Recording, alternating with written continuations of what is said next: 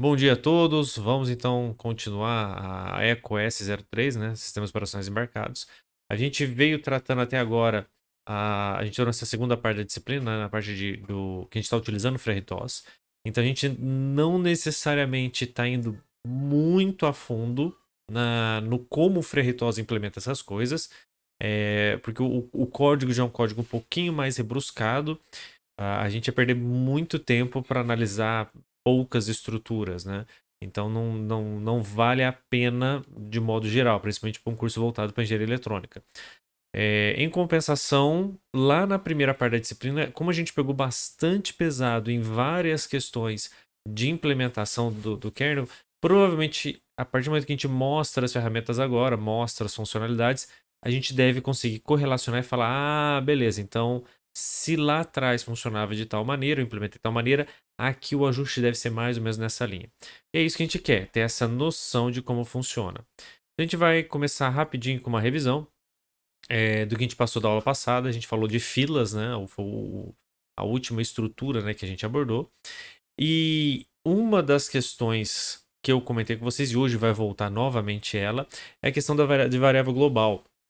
Então eu tenho algum recurso, né? Aqui, no caso é só um port. Eu tenho um determinado recurso que ele é global. Por ser global, as pessoas mexendo nele ao mesmo tempo não é legal, tá? A gente viu isso. A gente tem uma série razoável de problemas que acontecem por causa desse cara. É, a gente manda ligar, salva a variável temporária, vai desligar e a gente tem um problema. E a gente comentou que essa estrutura aqui, o problema dela, de eu ter um problema com ela, é porque eu tenho agora dois processos, né? Eu tenho dois processos e esses dois processos eles rodam no ambiente multiplexado, temporalmente, num ambiente com preempção. Então eu consigo pausar o processo 1 e eu consigo pausar o processo 2 em qualquer momento. Se eu pausar, aqui o que a gente viu, no meio dessa instrução, como assim, Rodrigo, no meio? A gente viu que essa instrução não é uma única linha em assembly, então ela pode ser pausada. Se eu pausar no meio, eu posso salvar o valor do port P, fazer a máscara e na hora que eu vou salvar o valor atualizado no port P, eu tenho a minha interrupção de hardware, venho para cá, mexo no valor original, na hora que eu salvo, na hora que eu volto para a task 1 e salvo o valor, eu estrago aquele valor que a task 2 colocou no meu sistema. Então esse é o grande problema. A gente viu isso funcionando como? A gente simulou um LCD 16x2, tá? E eu começo a escrever cada uma das letras. Como não é atômico a escrita de uma string, aqui o nosso problema é só string, porque a simulação nossa não está em 4 bits. Eu tenho que melhorar isso para o próximo semestre. Mas como não como mesmo assim ela não é atômica, a gente ia escrever, por exemplo, bom dia em cima e ia escrever Unifei embaixo. A gente começava a escrever B, O, M, espaço. Na hora que eu escrever a letra D, ele muda para a segunda tarefa. Aí na segunda tarefa ele vai lá e escreve Unifei. Terminou de escrever Unifei, o que ele faz? Ele volta para a primeira tarefa. O que a primeira tarefa estava fazendo? Terminando de escrever dia. Só que ele não volta para a posição de cima, porque o comando de mudar a linha a gente só deu em um lugar. E a gente tem aqui Unifei dia. Ele vai aparecer desse jeito na tela. E a gente teve esse problema, a gente teve esse risco acontecendo na semana passada. Corrigimos de uma maneira, tá? Não é a maneira usual da gente usar a ferramenta que eu vou comentar, né, da fila, mas era o exemplo mais simples que a gente conseguia estruturar. Então, sempre que eu preciso que duas tarefas conversem, envie dados de uma para outra, a gente vai usar a fila, tá? E isso é a boa prática, a melhor maneira que a gente consegue fazer essas atividades. O que vai fazer a fila, né? Que a gente viu na semana passada. Eu adiciono elementos de maneira segura e eu consigo remover aqueles elementos de maneira segura. E eles mantêm tudo ordenado. A gente fez então no laboratório, criamos dois processos e um conversando com o LCD e aí estava dando problema. Criamos então um terceiro processo que recebia mensagem da fila e ele imprimia no LCD. Tá? Como agora eu tinha então dois processos conversando. Opa, eu tenho aqui dois processos conversando por meio de uma fila. E essa fila ela é lida, cacetinha aqui também, ela é lida por um terceiro processo, uma terceira tarefa. E essa estrutura aqui a gente chamou de gateway, de porteiro, de guardião, né? É o cara que vai fazer o intermédio entre os processos e o hardware do LCD. Aqui eu tenho o hardware do meu LCD. Então eu consigo proteger esse acesso usando a fila. Mas toda vez que você precisar conversar, eu preciso salvar. A mensagem não precisa ser um texto grande, pode ser simplesmente um valor. Então eu preciso mandar pro meu programa principal, por exemplo, o valor da conversão do ADC. Eu preciso mandar para o meu programa principal o valor de uma determinada porta, o valor de um dado que eu recebi da serial. Então, qualquer coisa que você receba e você queira passar para outra tarefa, em vez de salvar uma variável global e armazenar nela, a gente vai usar as nossas filas, certo? Isso passagem de informação. No caso inicial, vamos voltar nele rapidinho. No caso inicial, eu não preciso passar uma informação entre a tarefa 1 e a tarefa 2. Não é isso que está dando problema e não é esse a motivação. A motivação que a gente tem aqui é o compartilhamento de uma variável. Tá? Nesse caso, a gente tem uma solução melhor. Tá? Não necessariamente gasta mais ou menos recurso. A gente tem uma solução melhor. No exemplo que a gente fez no laboratório, que é os processos querem escrever uma mensagem no LCD, aí já faz um pouco mais de sentido. Eu tenho meu driver do LCD, eu tenho minha biblioteca de LCD, e em vez de eu ir lá e mexer diretamente com aquela função, eu quero passar uma mensagem para ela. Aí fica interessante usar a fila. Nesse caso, até já abrindo um parênteses na nossa revisão, né? O que seria interessante no caso do LCD? Eu tenho os dois processos. Em vez de eu criar o meu terceiro processo aqui, ó, em vez de eu criar um terceiro processo que vai ler a fila, a gente poderia fazer o seguinte: desse lado eu tenho meu LCD.c, meu LCD.h, aqui eu tenho a minha biblioteca do LCD. Aqui dentro dela eu crio uma fila. Dentro dela eu crio um processo 3 que vai ler essa fila. Então, toda vez que as minhas tasks conversarem com a LCD, automaticamente lá dentro ela gerencia todo mundo usando uma fila. Isso já está embutido dentro da biblioteca do LCD. Aí fica bem legal, porque eu tenho uma estrutura bem robusta e o próprio LCD utiliza. Então, o meu gateway vai estar lá dentro da minha biblioteca. E aí começa a fazer um pouco de sentido, em vez de eu ter que gerenciar um terceiro processo por fora. Isso naturalmente já é estrutura. Essa ideia de ter uma tarefa, tá aqui, ó. Eu ter uma tarefa dentro de um driver que gerencia a execução daquele driver, que trata algumas atividades. Isso aqui, se eu não me engano, no Linux, a gente chama de daemon. Tá?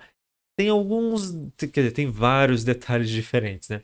Mas o daemon no Linux, ou o servidor de serviços, né, no Windows, o que eles são? Eles são uma espécie de processo que está rodando lá no kernel, que está rodando lá atrás, então não é do usuário, ele está rodando lá atrás, aguardando comandos. E aí ele tem acesso aos ferramentais do SO. Então eu não estou fazendo só um driver que me explica. Primeiro, eu não tô. A gente tem 3 níveis, a gente pode pensar assim, né? Eu não estou fazendo só a minha biblioteca. BID não, né? BIB. Eu não estou fazendo só a minha biblioteca. O que é biblioteca? Ela escreve em software e padroniza todas as chamadas de hardware. Ela configura os endereços, ela deixa mais fácil de usar o hardware. A gente tem um segundo nível, que seria o driver.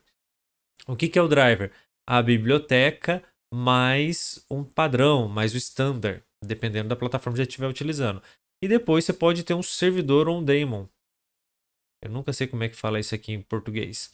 Que seria esse driver, ao invés dele ser completamente passivo e você acessa o driver exigindo que ele faça alguma coisa, eu posso ter um processo embutido nesse cara, nesse driver, que está rodando e executando alguma atividade autônoma. Então, o próprio driver faz isso. Isso seria muito legal, por exemplo, o display 7 segmentos. Em vez de eu me preocupar toda hora, ficar dando update no display ou teclado, ficar dando fazendo a leitura matricial e o debounce. Em vez de o programa o programador ficar pedindo para ele fazer debounce toda hora, por software, ou para ele ficar fazendo algum tipo de que ele tem que fazer repetitivamente, o próprio driver, na hora que você inicializa o driver, ele já cria um processo, já coloca no kernel e ele já fica fazendo aquilo. Então inicializou o driver, beleza, o display de LCD já está funcionando, o display de 7 segmentos já está sendo atualizado com a frequência correta. Então ele tem um processo interno, então ele tem um mini servidor de recurso, tá? Essa seria a sequência que a gente pode fazer. E aí começa a fazer um pouco mais de sentido em usar, por exemplo, um padrão de gateway dentro do driver.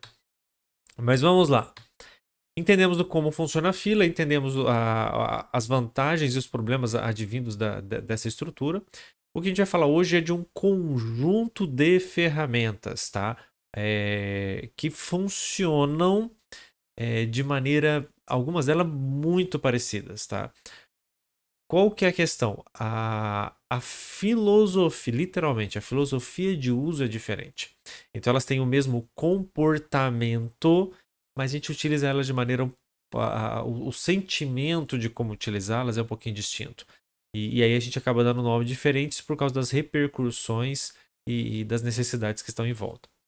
Mas são os mecanismos de sincronia ou de sincronização. Tá?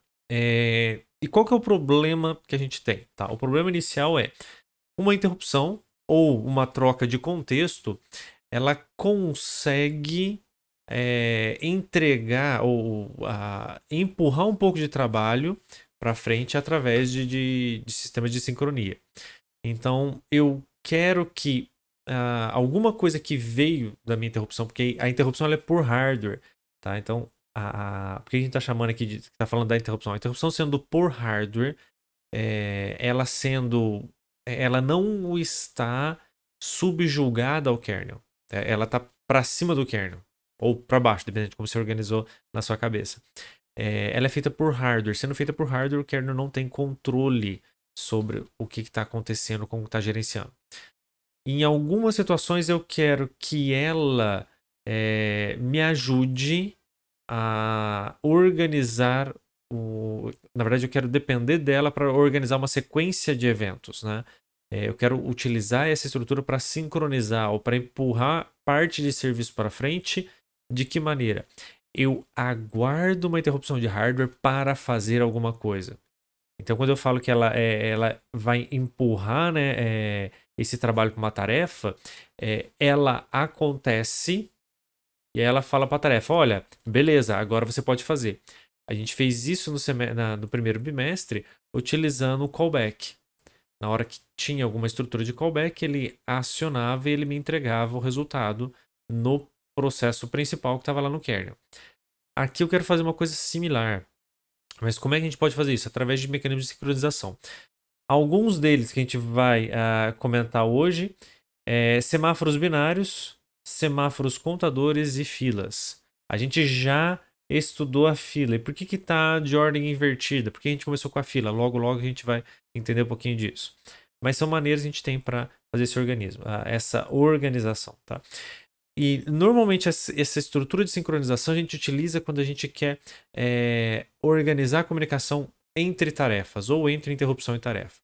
A fila é muito legal para isso, quando o meu ADC, então eu tenho lá meu ADC, eu gerei uma interrupt do meu ADC, eu quero, através de uma fila, enviar o valor para uma task que vai processar o resultado do ADC. Vai olhar é um potenciômetro, ele vai olhar o ângulo que eu ajustei o potenciômetro e vai tomar a decisão o que ele quer fazer naquele momento.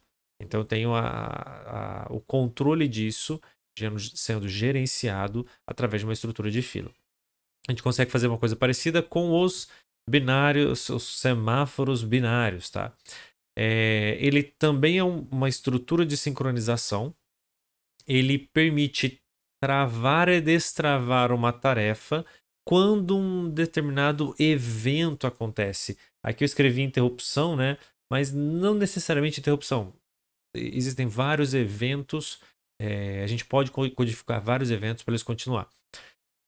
Então, a tarefa só continua quando um determinado evento acontece. Lembra lá do diagrama? A gente tem a tarefa que está em run, a gente tem as tarefas que estão ready, a gente tem aqui embaixo as tarefas suspensas. Então, aqui eu tenho o run, aqui eu tenho o ready, aqui eu tenho as suspensas e aqui eu tenho as blocked, que são as bloqueadas. Então, quando a tarefa está running pede alguma coisa, por exemplo, um semáforo, ela é bloqueada. E ela volta para se tornar ready quando o motivo do seu bloqueio estiver liberado. Ou seja, quando o semáforo está, ele está liberado para ser utilizado. Então, esse é o lado de cá que a gente vai trabalhar hoje. A gente fez na primeira aula de RTOS, a gente trabalhou com a ideia de entrar em suspensão e sair de suspensão, que é o pause e resume. Não, suspende e resume, né? Do FreeRTOS. A gente vai trabalhar agora com o lado do Blocked. Como é que isso funciona? Existe um semáforo, que é um semáforo de carro, tá? Igualzinho semáforo de carro, tá? Verde e vermelho, né? Aqui é só pode ir e não pode ir. Então, só verde e vermelho. Nesse caso, eu falo verde e vermelho é ruim porque eu usei as cores erradas aqui, né? Mas ele está aceso e apagado. Apagado, espera. Olha, a task que precisa processar, e esse task handler, supondo que essa interrupção aqui seja o exemplo que a gente já deu, a interrupção do ADC, esse task handler pode ser, por exemplo, a minha equação do PID, o meu controle digital. A cada nova amostra, então a cada N1, N2, N3, a cada nova amostra, o PID roda mais um ciclo de cálculo e atualiza a saída do PWM, por exemplo, ou do DAC, né? Com o novo valor da equação que ele calculou. Isso ele tem que fazer sequencialmente a cada uma das estruturas. Então o que ele fala? Ele chega para a ADC e fala: ADC, você tem algum valor novo? Só que para a tarefa vir aqui e pedir um novo valor, por exemplo, o ADC, eu falo: ADC, você tem uma nova informação? E aí eu tenho que ficar esperando ele terminar a conversão. E aí, você já terminou de converter? E aí, você já terminou de converter? E aí, você já terminou de converter? Eu vou ficar em loop perguntando. Esse ficar em loop perguntando a gente chama de pooling. Pooling. O que é isso? É essa ideia de repete, e aí? Tá pronto? E aí? Tá pronto? E aí? Tá pronto?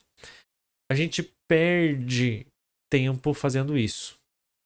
E a solução do pooling é, ao invés de eu ficar perguntando toda hora, eu espero a interrupção me chamar. Eu espero a interrupção me chamar.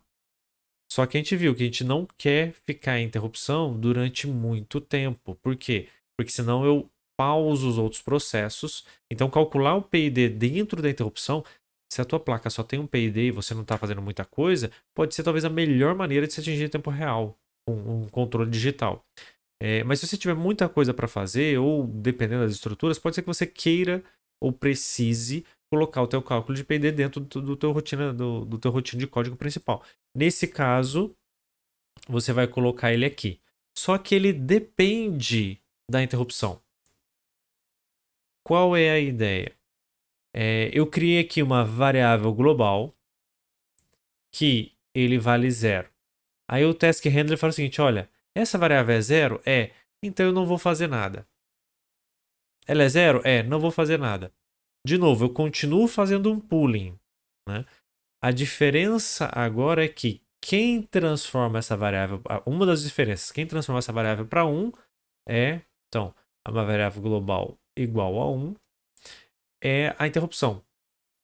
A interrupção libera e aí a task pode continuar a sua execução.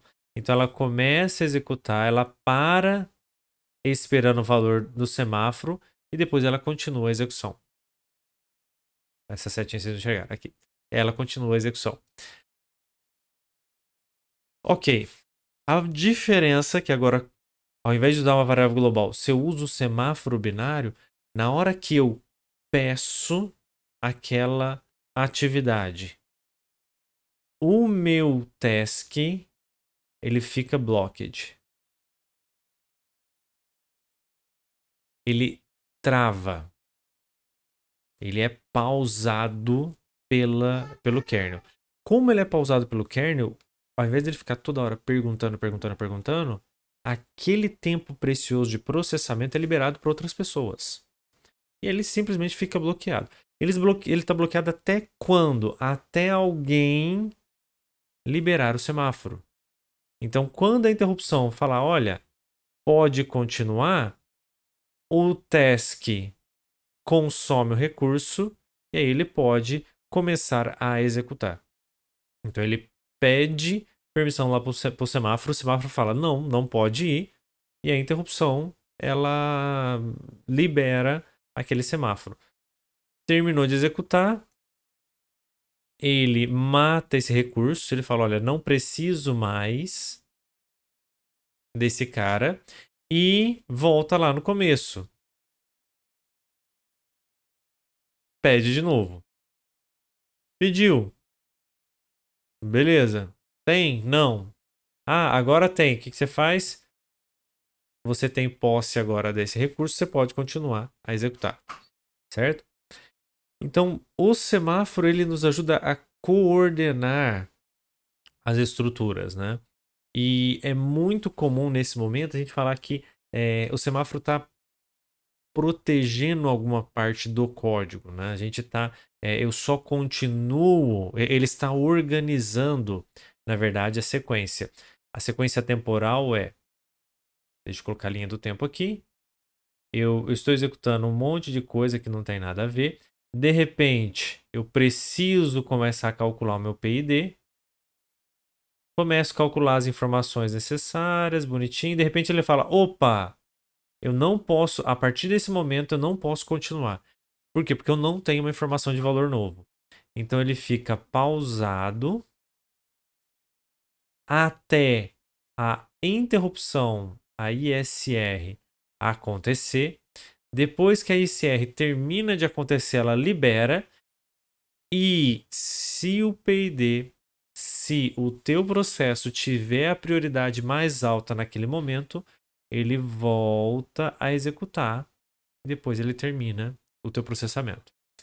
Esse tempo aqui que ele estava esperando, que é exatamente o tempo que agora eu estou disponível. Outros processos estão fazendo outras coisas e está adiantando a minha sequência de atividades. Essa é a parte interessante da preempção. Eu consigo fazer esses deslocamentos de atividades, sequenciamento de funções.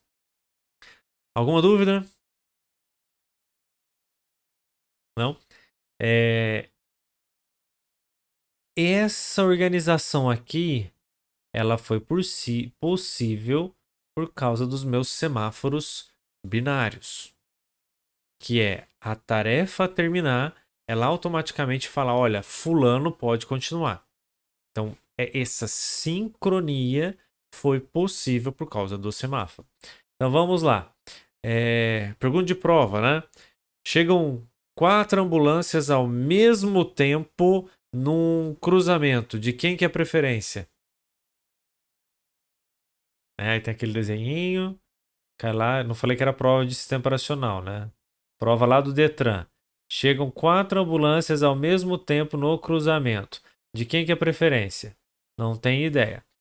Mas vamos lá. Vamos colocar para evitar acidentes. Tem um cruzamento aqui. 4 ao mesmo tempo não entra em loop quem está à direita, né? Mas vamos lá. 4. O cruzamento complicado, o que a gente faz? Uma das maneiras de organizar um cruzamento complicado é colocar um semáforo, exatamente daí de onde vem a ideia. Então eu coloco aqui o meu semáforo.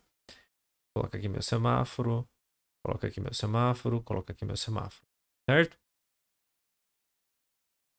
E agora sim, pergunta importante. Sei que hoje o público está um pouquinho resumido, tá? Se vocês, mas por favor, vamos lá, vamos para parecer que tem bastante gente no chat. O semáforo protege o cruzamento, sim ou não? Eu tenho uma redução de acidentes. Eu tenho uma redução de acidentes. Por exemplo, cruzamento perigoso, a gente colocou um semáforo. O semáforo vai ajudar a proteger esse cruzamento? Ele vai ajudar a reduzir os acidentes?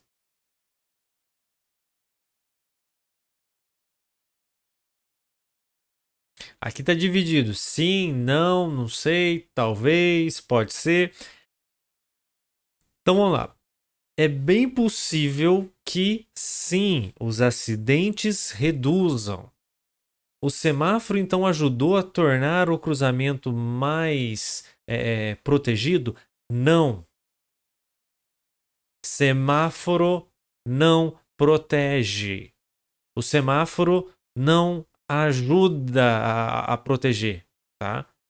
Não, mas como? Não, não, não ajuda, tá? Ou algum dia você já viu o carrinho, né? Ou tá vendo o carrinho aqui, ó, olha que aulas de desenho. Olha que coisa bonita. Tá aqui o carrinho, tem uma luzinha para saber qual que é a parte da frente, qual que é a parte de trás. O carro tá vindo no cruzamento, mas tá vermelho para ele. Você já viu sair um braço de dentro do semáforo, ir lá e puxar o freio de mão do carro? Não, então o semáforo não protege. O semáforo não é uma estrutura ativa. O que protege? A obediência ao semáforo. Perceberam a pequena diferença? Ah, mas sem o semáforo a gente não. O semáforo com certeza vai ajudar, porque vai diminuir. É possível. Agora, uma placa de pare deveria resolver. Em lugares mais civilizados, resolveria do mesmo jeito. Um semáforo em um lugar civilizado resolveria do mesmo jeito. Então, o problema não é o semáforo, a falta dele, é a falta de obediência às regras de trânsito, é a falta de obediência ao semáforo. Então, não adianta colocar semáforo em todos os cruzamentos. A gente vai continuar tendo acidente se eu tiver alguém que não respeite o semáforo. Se tiver alguém que não ajude o semáforo. Então, a gente não é aliteração. Figura de linguagem, quando toma-se o todo pela parte. A literação é quando você fala a mesma letra, quando aqueles poemas começam tudo com a mesma letra. Acho que é metonímia. Metonímia, quando a gente toma o todo pela parte. Então, ou a parte pelo todo, né? Quando a gente fala que o semáforo protege, na verdade a gente está querendo dizer que a obediência da população às regras pré-definidas do semáforo protegem o trânsito. Não é o semáforo que protege o trânsito. Ah, mas é óbvio. Hoje em dia a gente precisa dizer várias vezes o óbvio. Então, a obediência de todas as pessoas ao semáforo ajuda a proteger o trânsito. Ok? A obediência de todas as tarefas ao semáforo ajuda a sincronizar as atividades. Então, esta estrutura aqui em cima, o meu semáforo binário em software, ele só funciona por quê? Porque a tarefa pediu. Se a tarefa não pede, não adianta eu colocar um semáforo binário, não adianta a minha interrupção atualizar o semáforo toda vez que ela estiver pronta, porque a tarefa vai vir, vai rodar, vai chegar aqui na hora de pedir o semáforo, ela vai ignorar o semáforo e vai continuar executando. Ah, mas ela vai pegar a informação errada, ela vai usar a informação desatualizada. Vai. Não, mas o semáforo tá. O cara tá maluco 2 da manhã e atravessou o sinal vermelho. Entendeu? Não tá nem aí com o negócio. Esse é o problema. Então, utilizar essas ferramentas de sincronia Sim, elas funcionam. Sim, elas nos ajudam a organizar o fluxo do código. Elas ajudam a proteger se todo mundo obedecer esses caras. Então, por isso que eu acho que quem chamou isso aqui de semáforo ou foi uma brilhante ideia, ou o cara não entendeu os detalhes do nível de similaridade quando a gente chamou isso aqui de semáforo. Porque realmente ele funciona como semáforo. Olha, você vai executar até aqui, aqui você para, espera esse cara ficar verde, aí você continua. Quem que deixa verde? No caso, o sinal de trânsito, sinal burro, né? Por tempo. Tantos segundos nessa direção, tantos segundos nessa direção. Se tiver de pedestre, ele pode fechar tudo e liberar tantos segundos para pedestre. É só isso. Hoje a gente tem semáforos um pouco mais inteligentes. Então, alguns lugares eu já vi o pessoal fazendo, não sei se já está implementado, mas tem teste, por exemplo, de ônibus e ambulância, ele tem um tag especial. Na hora que eu detecto, o semáforo detecta que está vindo uma ambulância ou um ônibus, se ele já tiver vermelho, ele fica vermelho, ele continua vermelho. Mas ele tenta, às vezes, reduzir o tempo do vermelho. Não é que ele muda para verde, porque vai dar acidente. Ele tenta reduzir o tempo do vermelho, ou se está verde, ele mantém o verde um pouco mais de tempo ligado até o ônibus passar.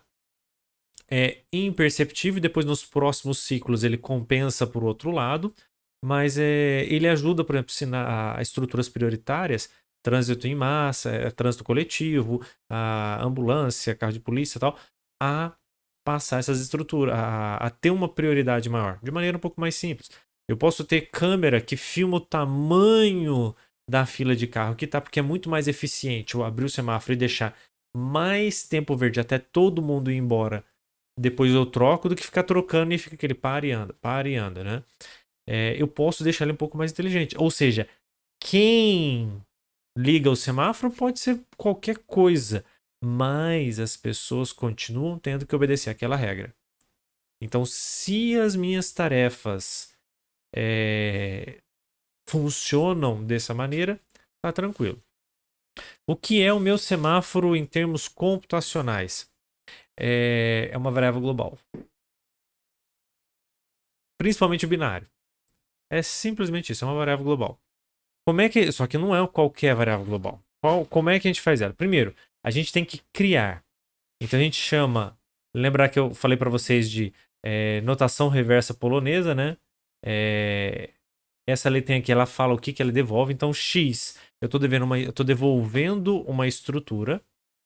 Eu estou chamando uma função que trabalha com semáforo e a gente quer criar um semáforo binário. Não precisa passar nada para ele. O que ele devolve? Um handle.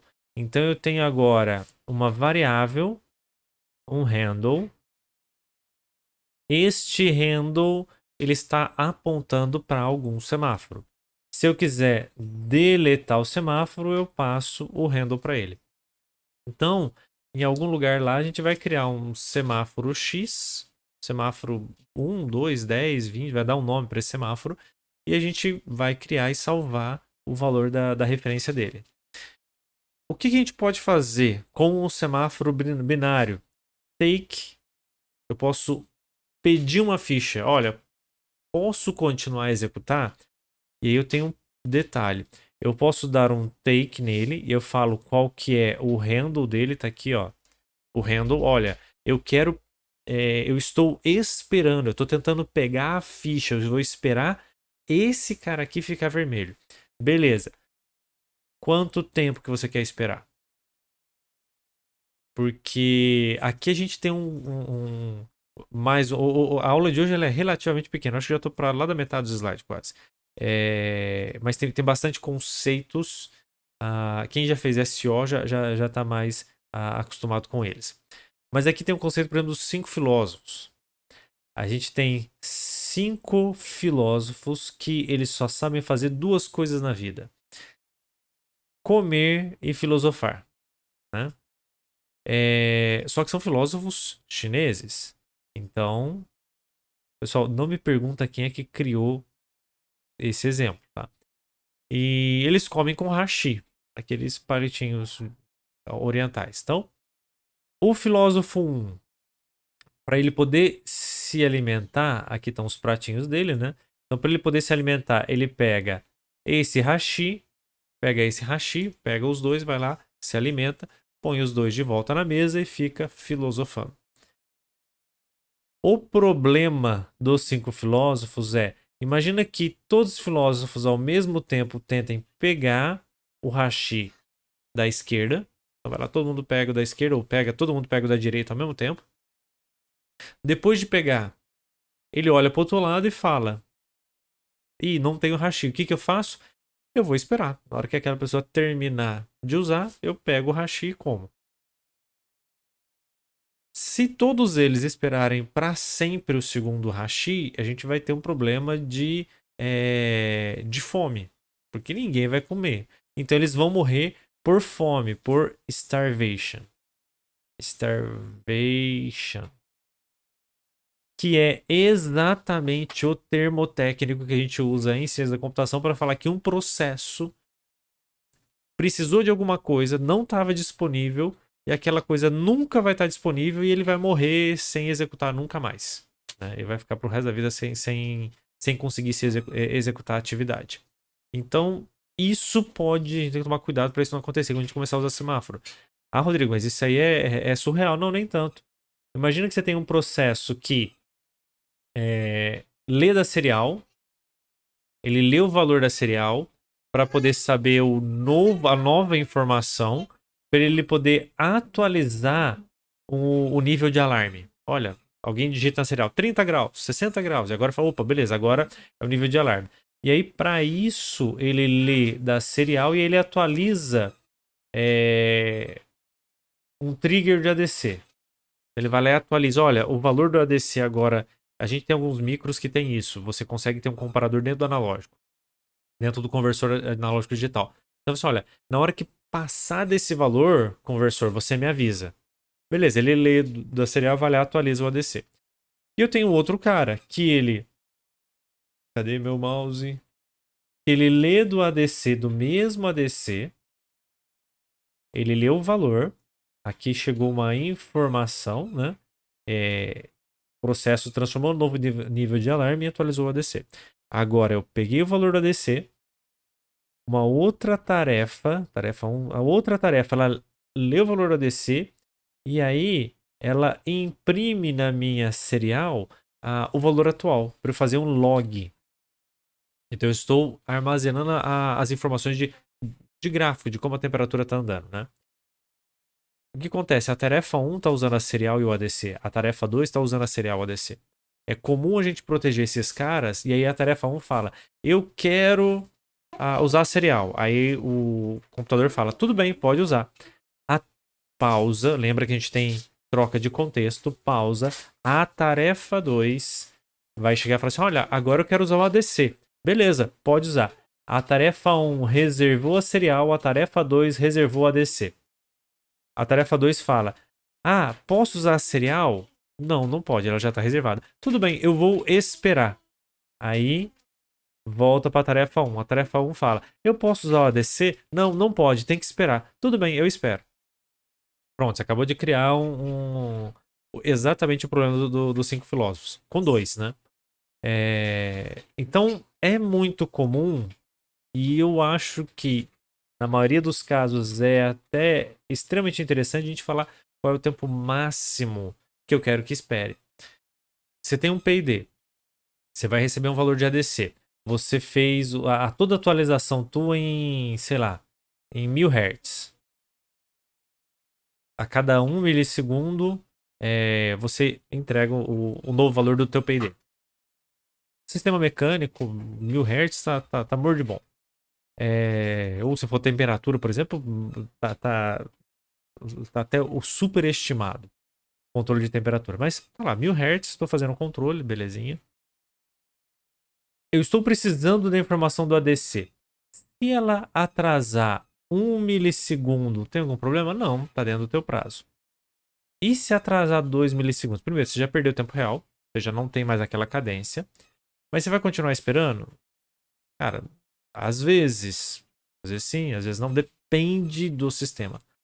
E aí o que acontece? Passou 2 milissegundos, estourou o prazo, não recebeu o valor ou não liberou para você fazer a leitura, você pode tomar a decisão. Olha, se passar 2 milissegundos, alguma coisa muito errada tem. Eu sei que passou 2 milissegundos, então eu vou reiniciar o ADC, vou reiniciar a placa. Você pode fazer alguma coisa para tentar consertar o problema que você teve de não atingir aquele tempo real. Então, ter um tempo máximo é interessante a gente fazer isso. Fecha parênteses. Então, a estrutura do take, eu falo quem e quanto tempo eu quero esperar. Tá joia? Eu tenho um segundo take, que é o from ISR, da interrupção. Eu quero da interrupt subroutine, da subrotina de interrupção. Ou interrupt service routine, né? É da rotina de serviço de interrupção. Eu quero eu quero continuar a executar alguma coisa. Eu dependo de um semáforo, só que eu estou dentro de uma interrupção, tá?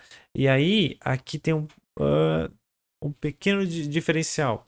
A gente não espera um determinado tempo, porque eu estou dentro da interrupção. O que a gente fala? A gente passa uma informação seguinte: olha, eu vou pegar esse semáforo dentro da interrupção, só que eu tenho quais níveis de interrupção que eu posso interromper, quais níveis de interrupção eu posso pausar, ou algumas estruturas nesse sentido. Mas é importante que eu faça via o From ISR. Eu não posso receber normal. Por quê? Porque alguém pode ter chamado o take, alguém está pegando aquela ficha vermelha e na hora que ele está pegando, no meio do processo, ele não terminou de pegar, eu pauso e gero uma interrupção. Então a gente tem que tomar um cuidado como é que isso pode ser feito. Porque como eu posso interromper no meio do caminho, para evitar esse problema, a gente usa para a gente poder pegar da interrupção. Não é muito comum pegar semáforo da interrupção, mas é mais comum a gente dar um give na interrupção. A interrupção autorizar a sequência ou não de uma determinada tarefa. Isso já é bastante comum. Então, para devolver o semáforo, eu posso dar um give e eu falo para quem que eu estou dando, ou eu posso dar um give da interrupção e fala quem que foi que deu give, né? Ah, foi fulano, Beltrano, então a gente consegue essa estrutura da interrupção. E aí eu consigo, com o semáforo, fazer o controle. Não é o semáforo que está protegendo, tá? Porque o semáforo ele não pertence a nenhuma tarefa, a nenhum recurso.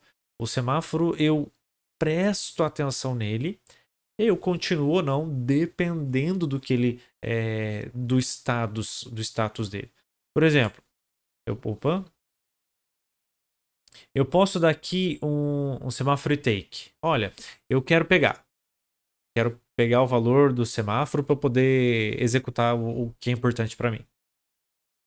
Beleza, quanto tempo você vai esperar? Ah, eu vou esperar 10 milissegundos. Ah, 10 milissegundos? Então tá jóia. Na verdade, a gente mede em ticks, né? Eu vou esperar 10 ticks. Tá jóia. Olha, passou 10 ticks e ele não está disponível. O que você vai fazer? Eu vou continuar executando do mesmo jeito. Quer dizer, eu vou cruzar no sinal vermelho. Eu não estou preocupado. Continuo executando. Então você não obedeceu mais o semáforo. E aí, se você não obedecer o semáforo, você vai ter todas as possíveis consequências ruins nesse caso. Então, o respeito a ele que vai resolver o meu problema, que vai me ajudar a sincronizar. Eu tenho algumas estruturas, principalmente essa de tempo, que me ajudam a evitar aqueles problemas de deadlock, né, de trava, mas a gente tem que tomar cuidado como a gente organiza. E todo mundo tem que obedecer os semáforos. Mas o semáforo em si, ele não está atrelado a um determinado recurso, a uma determinada estrutura de memória. Gerenciamento de recursos, né? Ainda na mesma linha a gente viu a questão da sincronia, agora a gestão de recursos, né? Que funciona de maneira parecida.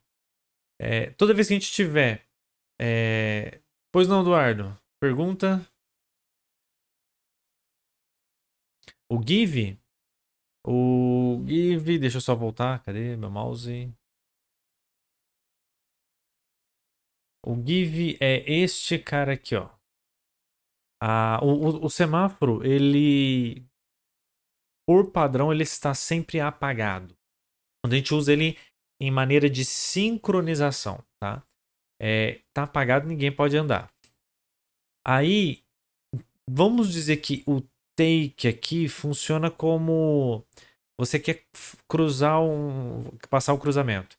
Você aperta aquele botão de pedestre. Você olha, eu quero, tá? O semáforo decide quando ele libera para você cruzar. Então, na hora que ele dá um give, você fala: olha, quem estava esperando pode ir.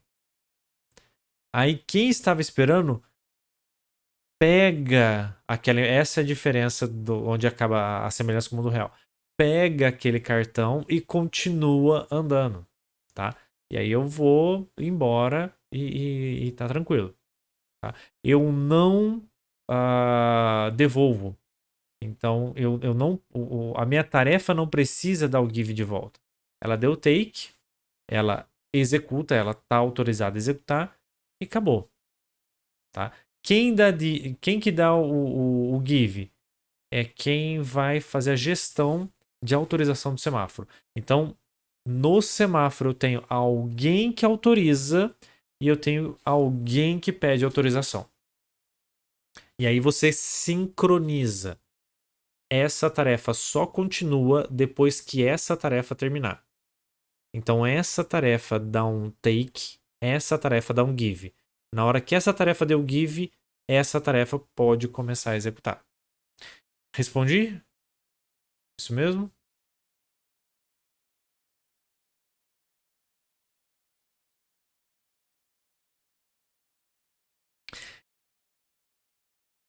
Aí tá. Como é que. Você está falando como é que essa. Ah, tá. Vamos lá. Como é que essa tarefa sabe que essa terminou?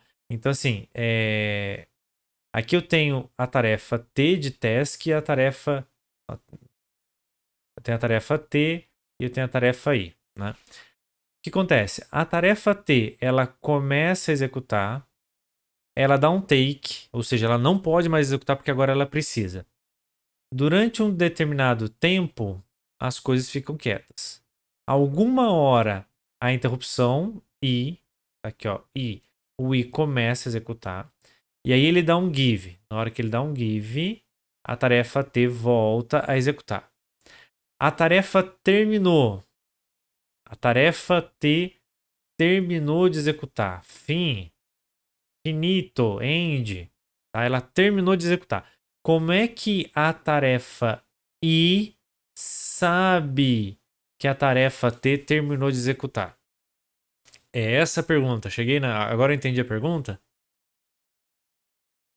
Beleza. Então vamos lá. Não sabe. Não sabe, não precisa saber. Como é que o semáforo verde, amarelo, vermelho, ou vermelho, amarelo, verde. Como é que ele sabe que o nosso carro terminou. Olha que carro bonito, né? Como é que ele sabe que o carro terminou de atravessar o cruzamento? Ele não sabe. Simplesmente não sabe. E tem algum problema? Não, não tem problema. Por quê? Porque ele dá o comando, a atividade começa a executar. Ele deu o comando, a atividade começou a executar. E se ele autorizar de novo enquanto a atividade ainda está em execução? Não tem problema nenhum. Tá? Vamos pensar no caso do P&D. O meu P&D, eu preciso de uma amostra analógica a cada X segundos para eu poder executar o cálculo e fazer o controle. Então aqui eu recebi a amostra 1. Executei, terminei de executar. Depois de um tempo, eu recebi a amostra 2. Executei, terminei de executar. Depois de um tempo, eu recebi a amostra 3. Executei, terminei de executar. Esses períodos aqui é período que eu não estou fazendo nada e eu estou aguardando a nova amostra. Chegou nesse ponto, eu estou esperando uma nova amostra. Então, eu estou esperando. Aqui chega a amostra 4. Na hora que a amostra 4 está disponível, eu começo a executar. Por algum motivo, no meio do caminho, chegou a amostra 5. Ou seja, a interrupção deu um give. Eu já estava em execução, eu não me preocupo. Opa, as minhas linhas retas estão. Nossa senhora, minha linha reta tá linda. No meio do meu caminho, chegou a amostra 5. E aí? O que acontece? A gente tem algumas possibilidades. Se o meu P&D é razoavelmente bem feito, os tempos que ele gasta, esse tempo, esse tempo, esse tempo e esse tempo horroroso aqui, é o mesmo. Então quer dizer que o meu ADC liberou uma amostra antes do tempo, tá? Como o meu P&D ele é baseado em estruturas temporais, se chega a amostras mais rápidas, para ele não faz diferença. Porque ele não vai usar a amostra 5, ele vai terminar, depois ele só vai usar na hora que chegar a 6. Se o P&D estiver legal. Se o meu ADC for mais constante, quer dizer que esses valores aqui são constantes. Então quer dizer que entre o 4 e o 5 está um valor legal, quer dizer que o tempo da minha tarefa demorou muito mais. Então aqui eu tenho um problema. Mas notem, nenhum desses dois problemas, a interrupção tá nem aí para ela. Porque são problemas do teu task, não são problemas da tua interrupção. Então a tua interrupção não precisa saber que a task terminou de executar. A sua pergunta faz um pouquinho de sentido mais para frente. A gente ainda vai voltar nela. Então, quando você ouvir a palavra mutex, daqui uns 15 minutos, a gente volta a explicar esse mesmo conceito. Tá? Porque no conceito do semáforo, quem faz as autorizações não tem necessidade, ele não tem necessidade de saber se o outro terminou ou não. Ele simplesmente fala: olha, quem estiver esperando aí, pode ir. Ele não precisa saber se a outra pessoa terminou ou não. Quando eu preciso saber se a outra pessoa terminou ou não, é porque a gente está numa estrutura um pouquinho diferente. E aí, normalmente, a gente está preocupado com o mutex. Então, não respondi nada, ou respondi mais ou menos. Já já a gente volta nele. Recurso, gestão de recursos. Então, né, não me deixa terminar a aula hoje sem a gente falar isso. Mas gestão de recursos. Então, como a gente está em ambiente multitask, eu já comentei rapidinho. A gente tem problemas de acesso a variáveis globais, acesso a periféricos, que como eu pauso um processo e ligo outro processo, eu posso fazer a leitura errada de uma variável. A gente discutiu isso com bastante detalhe na aula passada. Então eu tenho que tomar cuidado.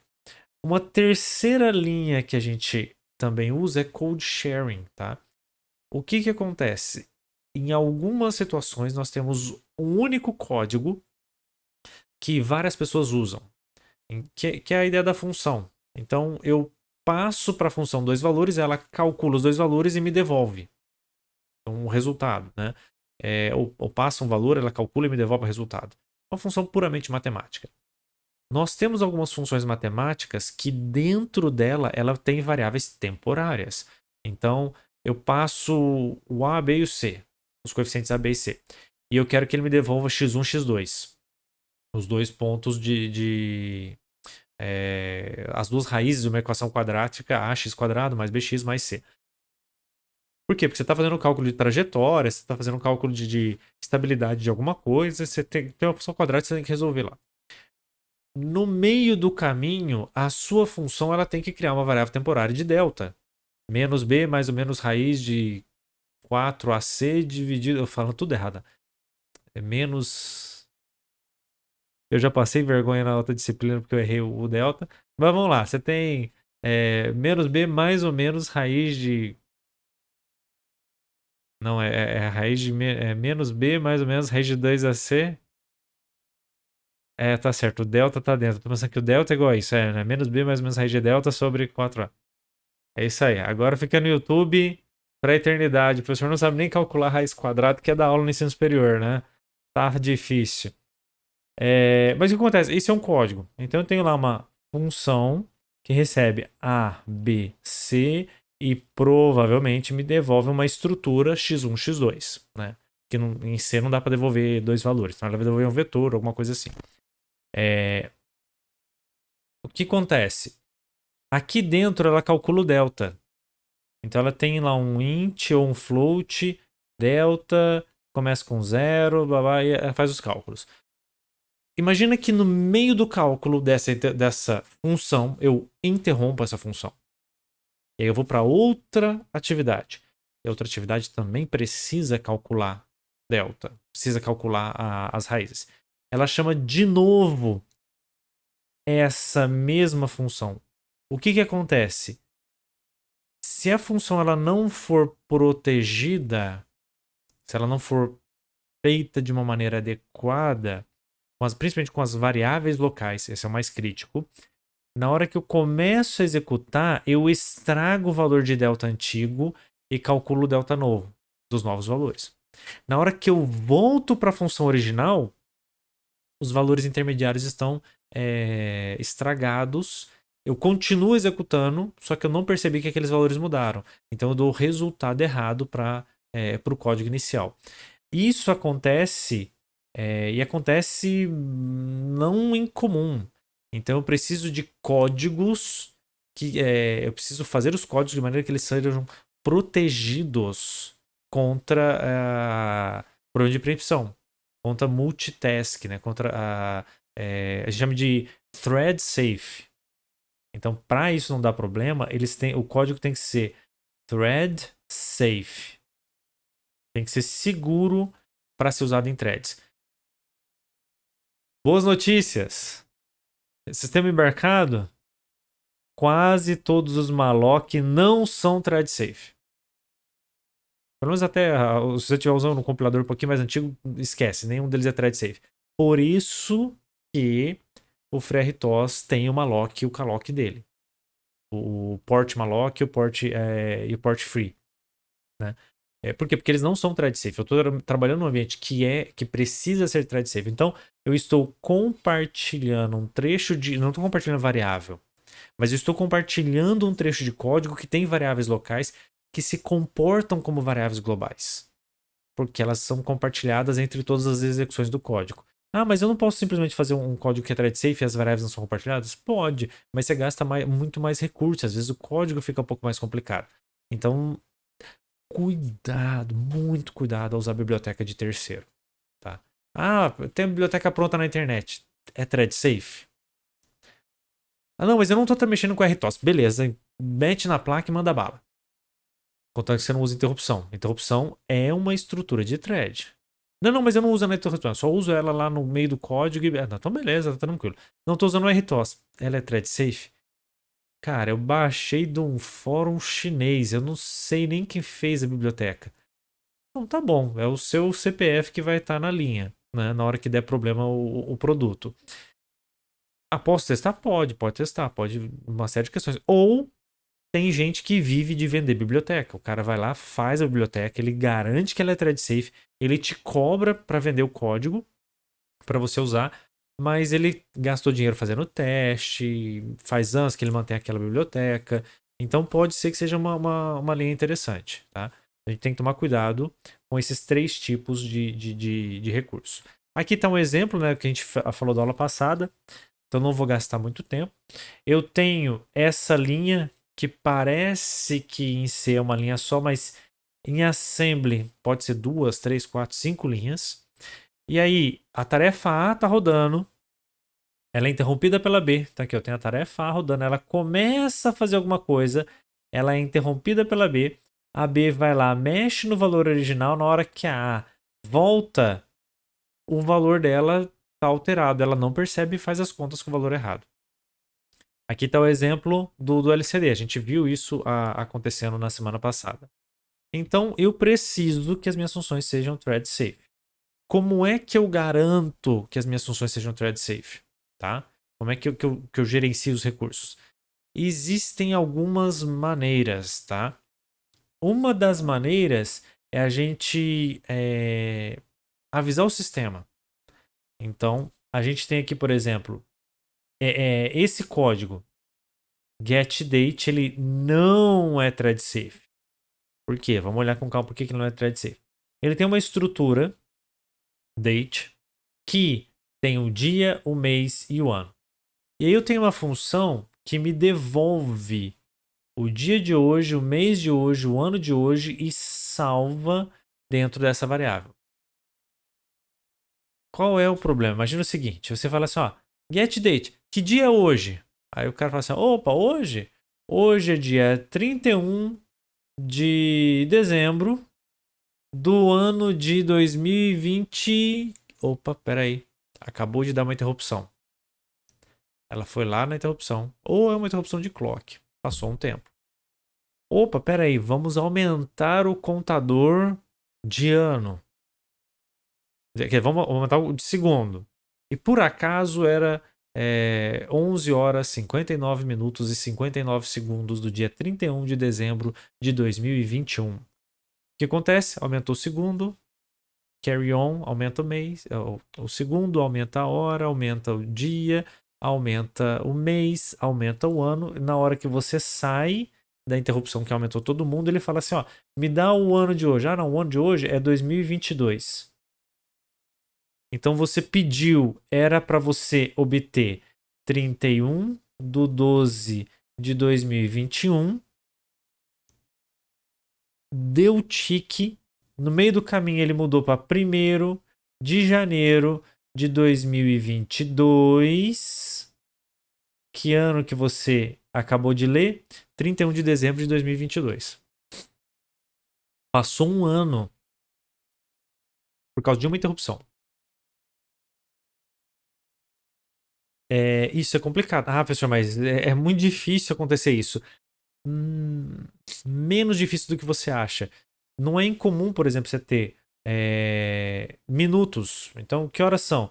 Ah, não, agora é 11h17. Aí você pergunta, que hora que é agora? O cara vai lá, 11h17 e 59. Aumentou o tique, 11h18:00. Se nesse meio do caminho, você dá o tique, o que acontece? Ele te dá as horas. Vamos pegar esse exemplo só para a gente olhar o que vai acontecer. Que horas são? 11 horas. Quantos minutos? 17. Quantos segundos? Deu tique. Na hora que volta, 00. Você está 1 minuto atrasado. Então, dependendo da sequência de dados, você pode adiantar ou atrasar. E aqui você está falando de 1 em 60. Já não é 1 em 8.760 horas no ano. Você está falando aqui de uma chance em 60 segundos de atrasar 1 minuto. Imagina você atrasar 1 minuto, quer dizer, armazenar uma informação errada por 1 minuto atrasado. Dependendo do que você estiver usando essa informação, é catastrófico. Para cálculo, para previsão de tempo, de variáveis, e 1 minuto de atraso pode ser bastante complicado. Diga.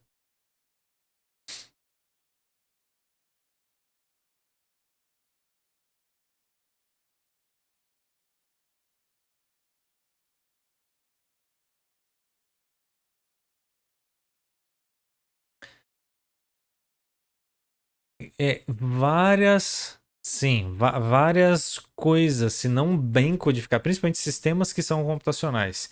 Carro hoje tem infinitos processadores, infinitos não, mas qualquer carro simplesinho tem ali uns 10, 15 processadores. Eles utilizam base de tempo, eles utilizam conversa entre esses processadores, então assim, algum erro pode ser advindo disso, tá? Não é incomum. Aqui a gente vê o problema acontecendo. Então, como que a gente pode resolver? Eu posso, na hora de chamar a função getDate, eu chamo lock, que está faltando ponto e vírgula, e depois eu chamo unlock. A gente vai ver o que é isso. O que eu estou fazendo? Toda vez que eu usar essa função, eu falo para o sistema, olha, daqui para frente é uma região complicada. Eu não posso permitir interrupções entre o começo e o fim desse código. E aí você protege. Pronto. Só que se um dia você esquecer de usar o lock e o unlock em algum lugar do seu código, pode acontecer o erro. A outra opção é usar o lock dentro do getDate e o unlock dentro do getDate. Então, toda vez que eu chamar o getDate, ele automaticamente protege para mim. Tá? E aí, o que é a proteção? É impedir que daqui até aqui aconteçam aquelas coisas erradas. Uma das maneiras que eu posso fazer isso é desabilitar a interrupção. Então eu dei um lock, depois eu dou um unlock. Mesmo que no meio do caminho aqui, mesmo que no meio do caminho aconteça a interrupção de timer, eu não deixo ela continuar. Ela não atualiza os segundos. Eu vou lá, pego os valores corretos. Depois que eu peguei os valores, eu habilito a interrupção, ela vai lá e ajusta o que está no relógio. Ah, Rodrigo, tem chance então de atrasar o relógio desse jeito? Tem. Então você só tem que tomar um cuidado se isso vai ser crítico ou não. Diga, alguém levantou a mão?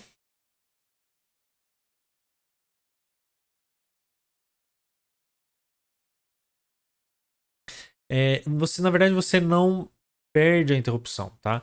Porque como vocês podem lembrar lá de microcontroladores, a gente tem um registro de micro lá no controlador que a gente no HCS12, que é que eu lembro um pouquinho melhor, chama CCR, Code Condition Register. Tem um desses caras que eu acho que é o X e o Y. São 2 bits. Interrupções mascaráveis e interrupções não mascaráveis. Aqui eu coloco 0 ou 1. O que eu faço? Eu venho nesse bit e troco ele. Eu coloco 0. Na hora que eu coloco 0, eu não deixo que as interrupções aconteçam. Eu bloqueio na verdade, eu não deixo que as interrupções executem. Só que lá no outro lugar, onde eu tenho as flags de interrupção, elas estão pipocando, tá virando um. As interrupções que querem acontecer, ela liga aqui a flag, ela vem aqui, ela olha e fala: opa, não tá ligado. Então eu não posso interromper, mas o sinal, a flag dela continua sendo 1. Na hora que eu termino o unlock, esse cara volta a ser 1 aqui, aí ele fala: beleza, agora pode ir. Quem que é a primeira? Ele vai lá e atende as interrupções. Ele gera um atraso na interrupção. Vai acontecer um atraso, não tem mágica. Mas não quer dizer que eu perco aquela interrupção. O que eu vou perder? Se eu gastar muito tempo nisso daqui e, por exemplo, chegar 2 bytes da serial enquanto eu estou travado, aí você vai perder um dos 2 bytes, se você não tiver um buffer por hardware. Por quê? Porque você não atendeu a primeira interrupção, chegou uma segunda interrupção, você perdeu a informação da primeira para interrupções que você perde informação, né? Tem interrupção que a gente não perde, não tem perda de informação. As que tiverem perda de informação, sim, você vai perder uma delas no meio do caminho. Tá, Rodrigo, então isso aqui é perigoso. É perigoso. Essas regiões a gente chama de critical sessions, que tá aqui. Sessões críticas são trechos de código que são críticos. Ah, mas se eu interromper as interrupções no meio do caminho, eu posso ter um problema com a interrupção. Pode. E se eu não interromper, a tua plaga explode.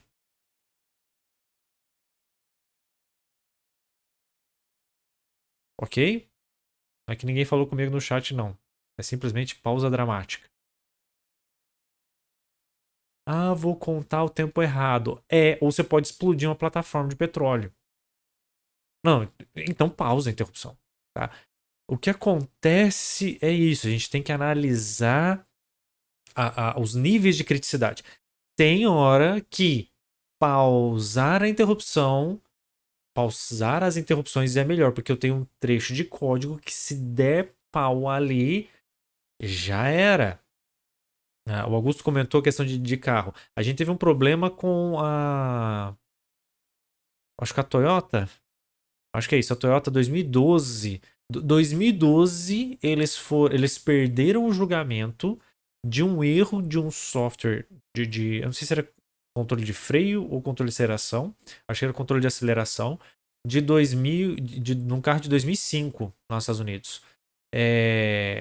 Travava o código e o carro ficava acelerando pro resto da vida. Você tinha que desligar e ligar o carro para resetar a flag para ele poder parar com aquilo ali. Imagina, você tá dirigindo teu carro 90, 100, 110 na estrada, de repente você tira o pé do acelerador, o carro continua acelerando. Você fala, cara, o que eu vou fazer?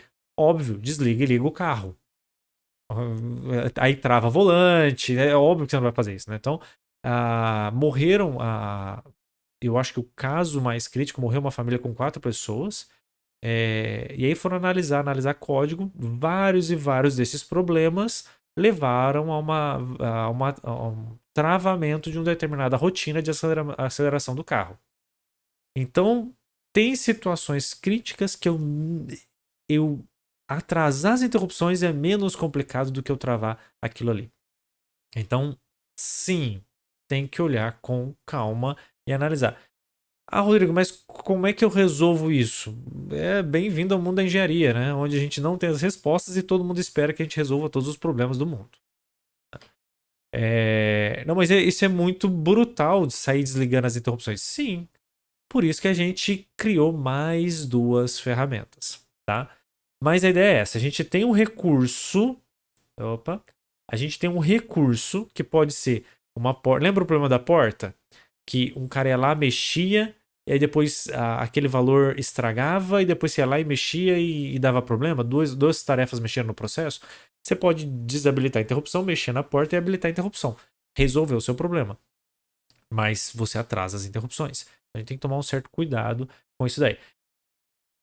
No final das contas, task enter critical, task exiter critical. O que é isso?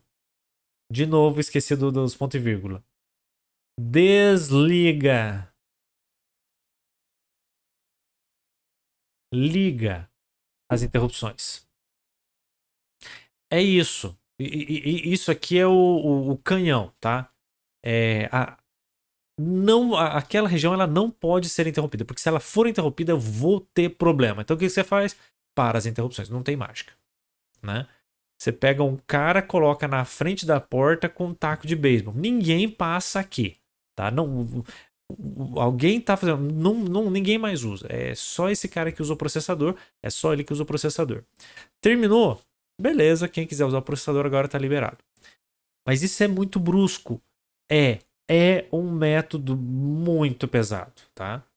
Ele vai desabilitar todo mundo até a interrupção máxima, tá? O FreeRTOS ainda tem uma válvula de escape. Ele fala assim, olha, desabilita todas as interrupções até esse nível. Daqui para cima, não desabilita. Que é o que a gente às vezes chama de interrupções não mascaráveis, que não, depois que você ligou elas, não podem nunca mais ser desligadas. Porque são normalmente interrupções de sistemas críticos de funcionamento do sistema mesmo, né? Então, eu consigo, em algumas situações, em alguns processadores, fazer um corte. Daqui para baixo para todo mundo, daqui para cima não para ninguém. É muito difícil você escolher essa SSS eu quero que paro nesse caso, essa SSS eu quero que paro nesse caso. Não. No máximo, você faz um corte e tem aquelas que nunca vão ser paradas e aquelas que vão parar. Notar que aquelas que nunca vão ser paradas, elas podem pausar o teu processo crítico. Então, cuidado se você usar esse corte, quando você usar esse corte. E elas têm que permanecer o menor possível, o mínimo possível, tá? Normalmente a gente evita ao máximo desabilitar a interrupção. Tem situação que não tem como, a gente tem que desabilitar. Existe um segundo nível, menos. Porque assim, a gente tá matando mosquito com taco de beisebol. Não é nem taco de beisebol, com canhão 40mm, né? Tem um canhão de artilharia de 40mm, a gente tá matando mosquito com ele. É exatamente isso. Vamos tentar o taco de beisebol? Vamos tentar o taco de beisebol. O que é o taco de beisebol?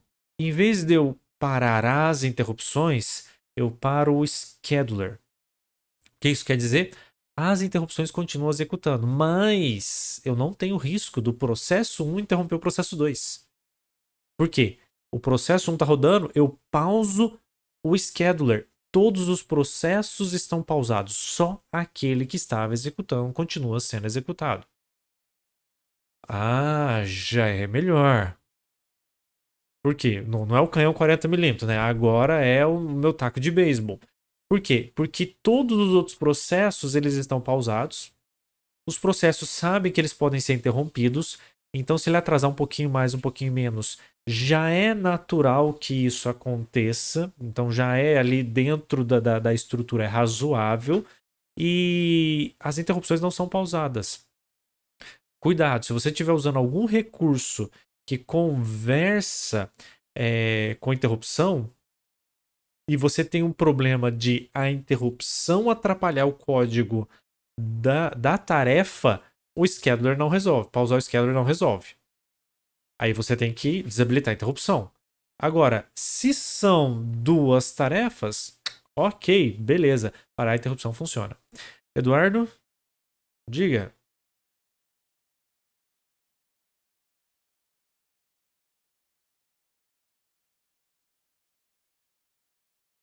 Tá. Diferença. Esse lock and unlock ele não existe no FreeRTOS, tá? É só pra falar assim, é início e fim. Então, no FreeRTOS não existe esse termo lock and unlock. É só pra falar o seguinte, olha, eu vou travar alguma coisa aqui, eu vou destravar aqui. Quais são as maneiras de travar e destravar? Eu posso travar e destravar com Enter Critical e Exit Critical.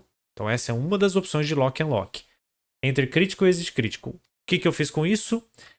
Nesse meio do caminho, as interrupções estão desligadas. Eu posso proteger, eu posso dar um lock e unlock com suspend all e resume all. Quer dizer que nesse meio do caminho, o scheduler está pausado. As interrupções continuam acontecendo. Então a diferença dos dois é essa. Aqui, ninguém para o teu processo. Na hora que você deu um enter critical, até ele achar o exit critical, você é o dono absoluto do sistema. Ninguém mais te atrapalha. Na hora que você dá um suspend all, nenhuma outra tarefa te atrapalha. As interrupções podem te atrapalhar.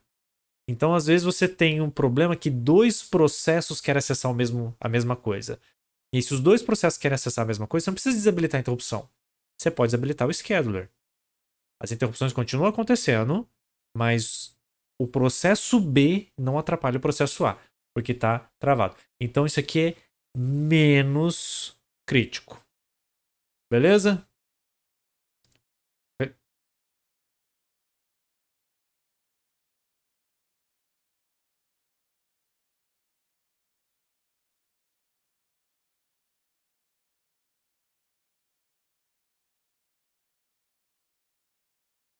E, tá. O que tem aqui dentro? Exatamente o CLI. O Clear Interrupt, eu não lembro, ou sei, eu não lembro qual que é. É uma dessas instruções aqui, tá aqui em cima e a outra tá aqui embaixo. Você liga a flag de interrupção, você desliga a flag de interrupção. Ou ao contrário, você desliga e liga. Não lembro se era barrado ou não é barrado. Mas é só isso, ele não faz mais nada. Ele vai lá no assembly, liga e desliga as interrupções e é isso, somos felizes. Ele não faz mais nada aqui. Aqui, ele não mexe com a interrupção. Então ele não dá o código de interrupção. Ele vai lá no scheduler e fala, olha, se você precisar rodar, tudo bem, você pode rodar. Mas deixa o mesmo processo, não escolhe outro não. Então, por simplicidade de implementação, eu poderia pausar o scheduler de verdade, ou eu falo para o scheduler de verdade, continua acontecendo, mas não escolhe ninguém. Na hora que você começar a acontecer, você já pode falar, continua do jeito que está e vai embora. É um pouquinho mais fácil fazer isso em algumas arquiteturas. Se eu não me engano, é assim que o FreeRTOS faz. Então ele entra no scheduler e fala, eu estou suspenso, então não é para fazer nada, ele cai fora. Respondi ou ainda não é isso? Beleza, então, vamos lá. Quem já matou mosquito com taco de beisebol? Dependendo do mosquito, às vezes a gente precisa, né? É... Mas, se o problema é o mosquito, tem solução um pouquinho melhor. Só vamos dar uma olhada, né? Então, cuidado para pausar o agendador, porque se você tiver um processo que gasta muito tempo, ele vai comer o tempo de todos os outros processos, tá? E aí, um outro problema, a API do FreeRTOS, algumas coisas eu não consigo usar se eu pausei o scheduler. Se o scheduler está pausado, tem uma série de atividades que eu não consigo fazer uso. Por quê? Porque como ele está pausado, as funções que são desenvolvidas dentro do agendador, elas não conseguem mais ser desenvolvidas. Então a gente tem que tomar um cuidadinho. Então, assim, tem problema que você tem que resolver com um canhão de artilharia de 40 mm. Tem, né? Tem coisa que você tem que resolver com um taco de beisebol. Tem. Se é um mosquito, a gente pode usar uma raquete elétrica. A gente pode usar alguma coisa menos danosa para o sistema, que é a ideia do Mutex. Então, o Mutex, eu vou falar que não é isso daqui a 5 minutos, tá? O Mutex é um semáforo binário especial. Funciona como se fosse um semáforo binário. E a ideia é eu usá-lo para proteger o acesso, ok? Eu vou usá-lo para proteger. Se eu usá-lo corretamente, eu protejo. Ok? Vou falar de novo, porque isso aqui não vai cair na prova, não tem nada disso, mas na vida real vai ser. Eu. Aqui, ó. Eu uso o semáforo para proteger um recurso. Carro mais ignorante possível. Eu uso o semáforo para proteger. Ah, então o semáforo protege o recurso. Não. Eu uso o semáforo para proteger o recurso. Tá? Nesse caso, é um semáforo. Parece um semáforo, só que a gente funciona ele de maneira especial. Mutex. O que é Mutex? O Mutex ele vem do nome, né, de Mutual Exclusion. E a ideia é que somente uma pessoa pode usar aquilo. Tá? Somente uma pessoa pode usar um determinado recurso. E aqui pega o gancho da dúvida que eu falei aqui 15 minutos atrás, gastei um pouquinho mais de 15 minutos. Mas como é que o processo A sabe que o B terminou de usar? Não, ele não sabe no semáforo binário. No Mutex ele quer saber. Por quê? Duas pessoas precisam usar o LCD. A pessoa número 1 vai lá e usa. A pessoa número 2 quer saber quando que a pessoa número 1 terminou de usar para ele poder ir lá e usar o LCD. Beleza, o 2 quer usar o LCD, mas ele tem que saber quando o 1 terminou. É exatamente o cenário que eu falei que a gente não mexe com o semáforo binário. Por quê? Porque agora não tem ninguém que autoriza. Você vai lá, pega alguma coisa para usar. Na hora que você deixou de usar, você devolve, porque outra pessoa vai usar. Só que eu não posso ter mais de uma pessoa usando ao mesmo tempo. Então é um uso de mútua exclusão. Mútua exclusão. Se o A exclui o B e o B exclui o A. Então, se o A executa, exclui o B. Se o 1 executa, exclui o 2. Se o 2 executa, ele exclui o 1. Então é mútua exclusão. Tá? Como é que ele funciona? Eu tenho um recurso compartilhado que, olha a metonímia aí de novo. O uso adequado de todo mundo pelo recurso do Mutex vai proteger o recurso compartilhado. Então, o uso bem comportado do Mutex por todas as tarefas vai proteger o recurso compartilhado. Em vez de falar tudo isso, a gente fala o uso do Mutex vai proteger o recurso. tá? Tá escondido uma coisa aí nessa a pequena abreviação que a gente fez da expressão, mas o uso adequado do mutex por todas as tarefas vai proteger o recurso. Como é que isso funciona? E isso aqui funciona como. é, é, Sabe quando você para em alguns postos de gasolina e aí você precisa usar o banheiro, o cara vai lá te entregar aquela chave amarrada na placa gigante, né? Aquela placa gigante é só pro cara não colocar a chave no bolso e esquecer, né? A placa gigante, a chave com aquela placa gigante de madeira armazenada, né? É o nosso mutex. E o banheiro, nesse caso, é o meu recurso compartilhado. Só tem um banheiro, só tem um vaso sanitário para utilizar. Se eu tenho duas pessoas que querem utilizar, quem pede primeiro pega a chave.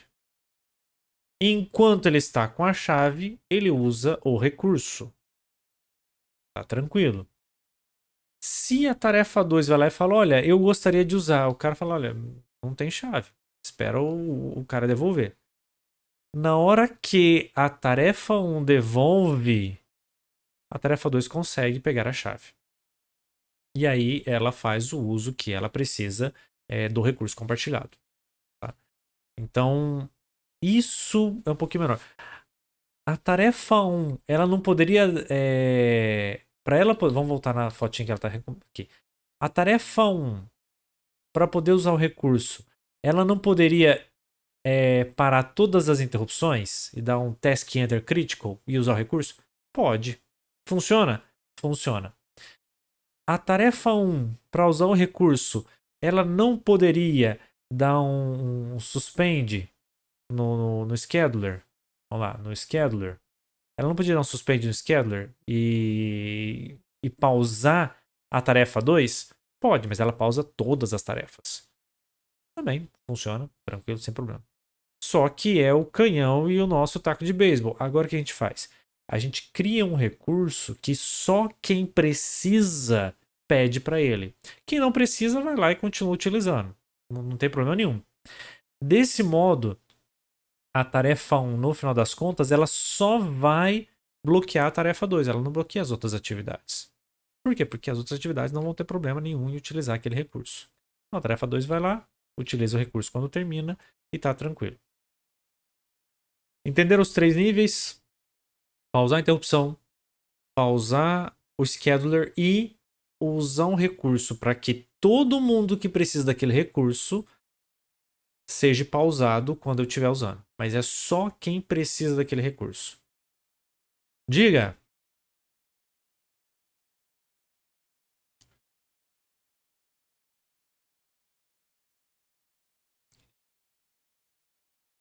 Não, o mutex continua sendo só uma variável global. É só uma flag no meio da biblioteca.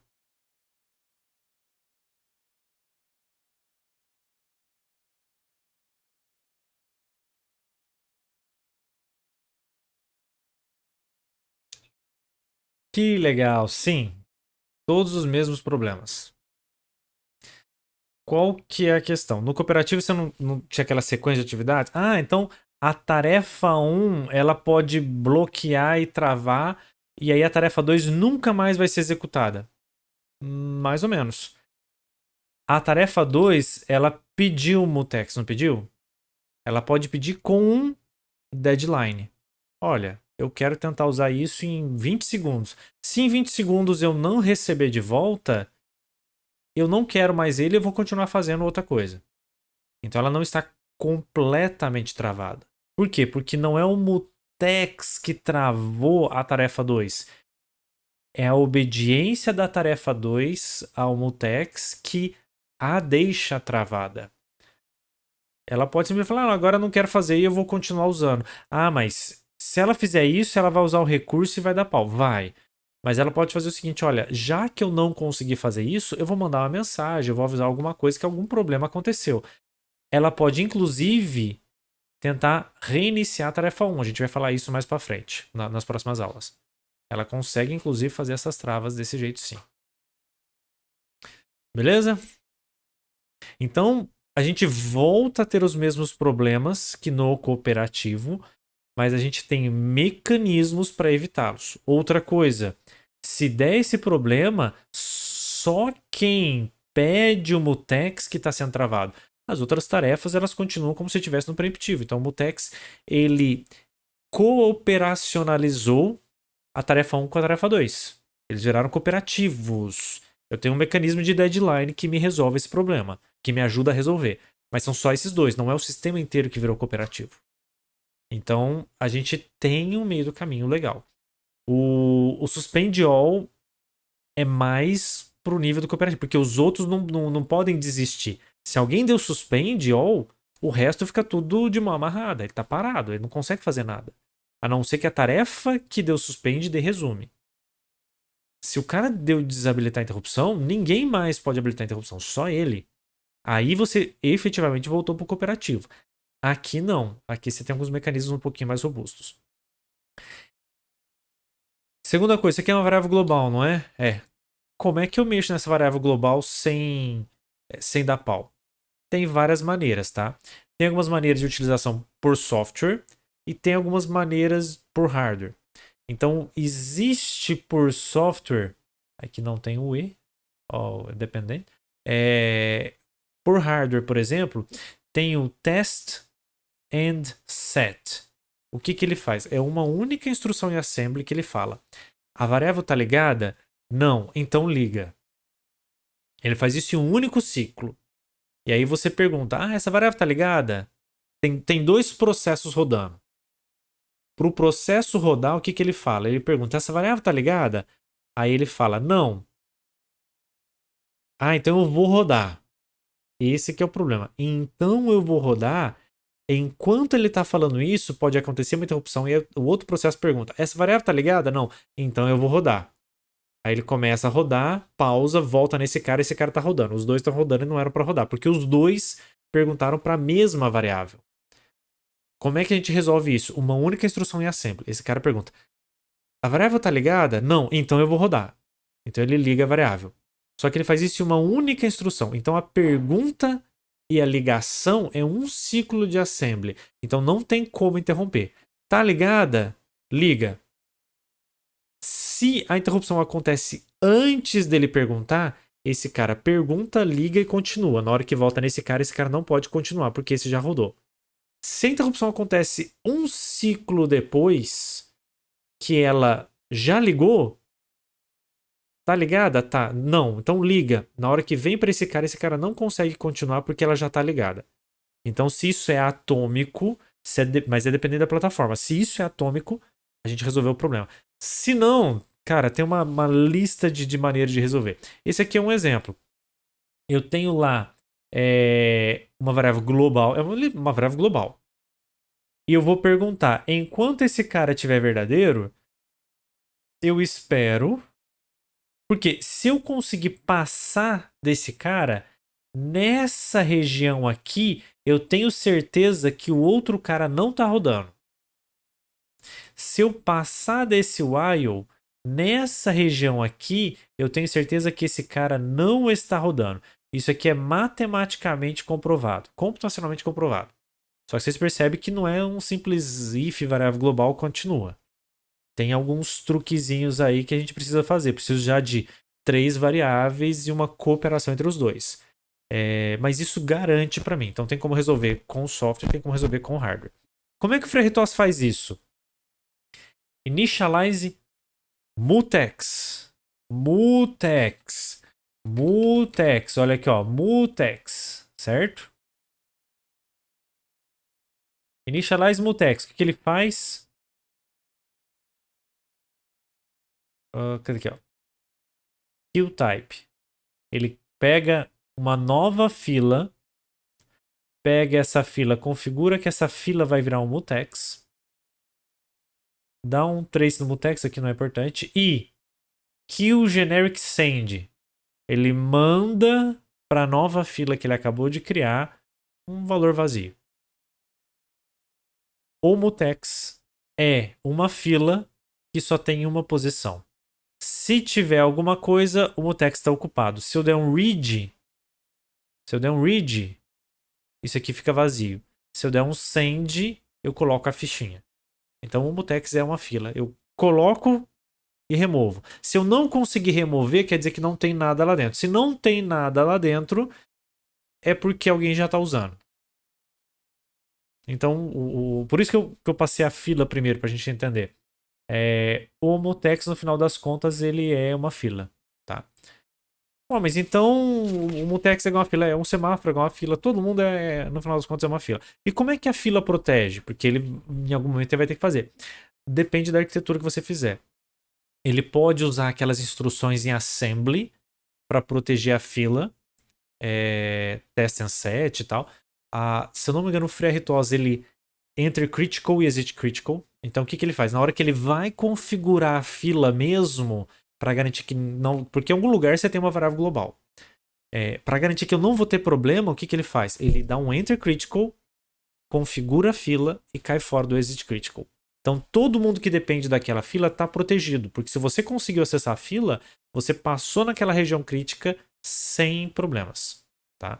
Então lá no fundo ele acaba utilizando um enter critical, exit critical dentro da implementação da fila. E aí o mutex vai utilizar esse cara. Como é que a gente utiliza o mutex? A gente cria o mutex, eu posso dar um take e eu posso dar um give. Então eu peço a chave do banheiro e eu devolvo a chave do banheiro. Se eu não devolvo, ninguém pode pegar. Essa é a diferença de uso do semáforo. Por quê? Porque eu posso usar o semáforo do mesmo jeito. Notem que a gente continua chamando esse cara de semáforo. Só que eu dou um create mutex em vez de um create binary. Né? Se eu usar um binary do mesmo jeito, ele funciona igual ao mutex. Tá? Não tem problema nenhum. Quando é que a gente usa cada um? Peraí. Vamos com calma. Então, a diferença é que o mutex ele começa preenchido, eu peço e eu devolvo. Eu peço e devolvo. O semáforo é para sincronizar. Então, alguém dá o ok, alguém coloca a ficha e alguém remove para continuar. É como se fosse a passagem de bastão numa corrida de revezamento. Alguém dá e alguém retira. Quem retira não devolve para o cara inicial, tá? E o recurso ele é consumido, então o cara que deu vai lá e passa um novo bastão. Passa um novo bastão, o outro vai lá, pega o bastão e continua. Então o semáforo ele funciona desse jeito. O mutex é só a maneira que a gente usa. Então, não é que são coisas diferentes. No final das contas, é exatamente o mesmo, a mesma coisa. Só que nós usamos de maneiras diferentes. Então a gente pode usar aquela ferramenta de maneira diferente. Então a maneira de usar. Então a maneira de usar é diferente. A gente coloca o mutex quando a gente quer esse detalhe de diferente de implementação. Eu sei que estou passando agora 5 minutos, a gente está terminando os slides aqui rapidinho. Teoricamente a aula está com 1h e 37 minutos. Com certeza ninguém no YouTube já chegou nesse. Ninguém vê vídeo no YouTube com mais de 5 minutos, né? Então a gente pode começar a contar piada que ninguém vai ler mesmo. Mas eu termino em breve, tá? A entrega do mutex, eu retiro o elemento e eu devolvo. O semáforo alguém coloca e alguém remove. Se eu pegar o mesmo semáforo e entregar e devolver como se fosse um mutex, ele funciona como se fosse um mutex. Se eu pegar um mutex e usar como se fosse um semáforo, ele funciona como se fosse um semáforo. Tá? O funcionamento é o mesmo. A maneira que eu faço uso é diferente. E aí, essa maneira diferente me ajuda a evitar problemas lá na frente. Por quê? Porque eu sei quando é um semáforo e eu sei quando é um mutex. Quando é que a gente usa cada um dos 3 mecanismos de sincronia que a gente viu hoje? Quando eu estiver compartilhando alguma coisa entre task e interrupt, não tem como, tem que desabilitar a interrupção. Eu não posso usar a fila e aí a interrupção manda a informação para task? Pode. Então eu não preciso desabilitar a interrupção. Na verdade, precisa. A fila ela interrompe para você no meio do caminho. Se você tiver. Então, assim, isso aqui é o mais complicado. Se você tiver precisar conversar uma variável global entre tarefa e interrupção, não tem mágica, é desabilitar a interrupção.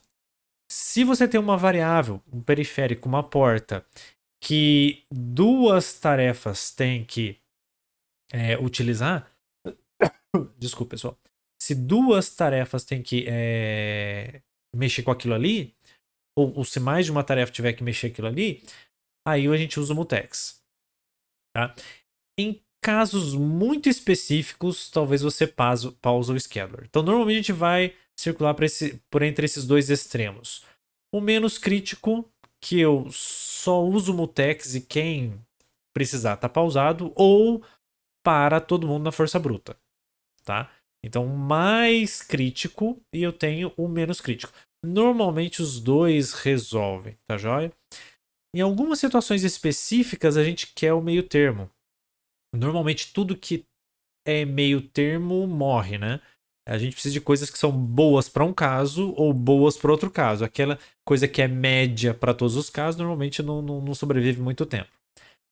Então, em alguns casos muito específicos, a gente talvez vá querer pausar o scheduler, tá?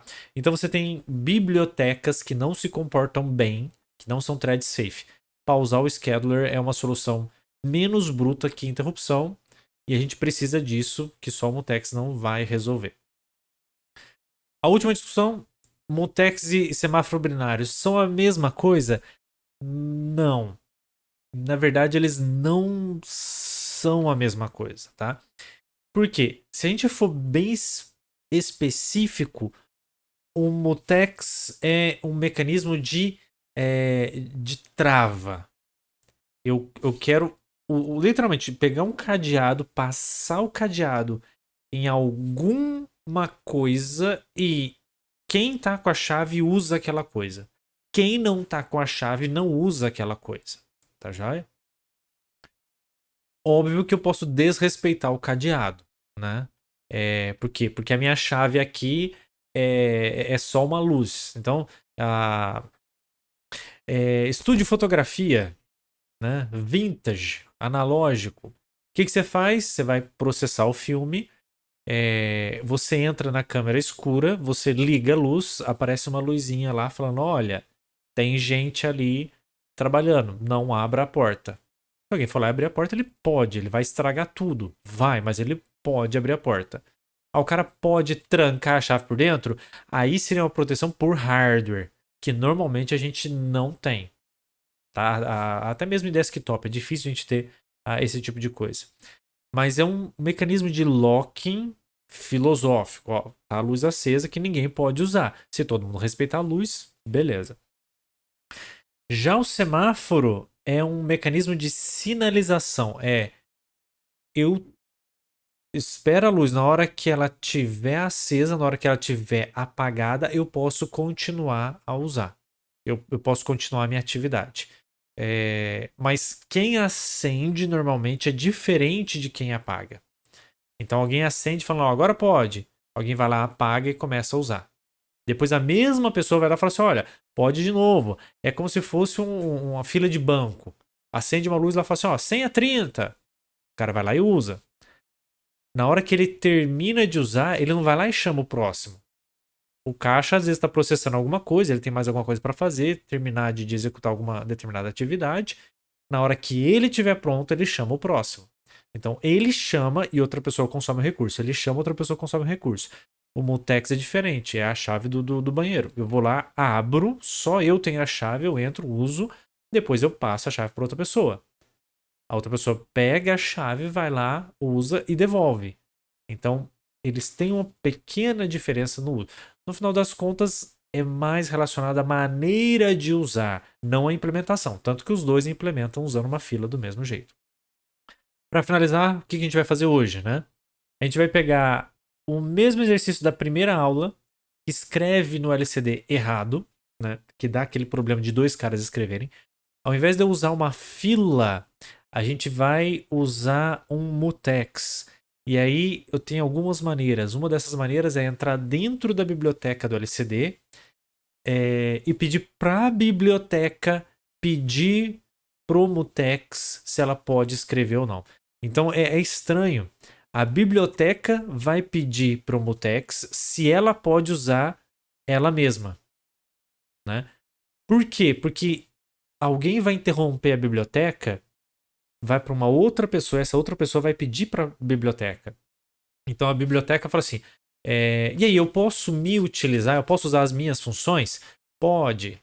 Beleza, na hora que interrompe a outra pessoa pede, o que acontece com ela? Ela vira e fala assim: posso utilizar? Não, você já está se utilizando. Né? Aí ele pausa o processo 2, volta para o processo 1, termina de fazer o processo 1, depois está todo mundo liberado.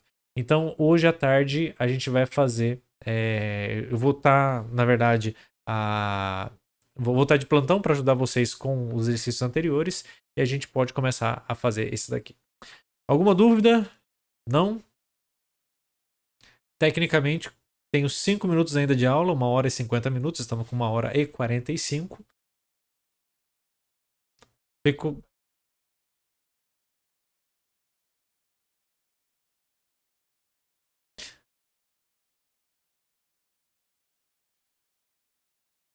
sem problema. Eu vou ficar hoje eu devo entrar umas 3h45, 3h50, tá?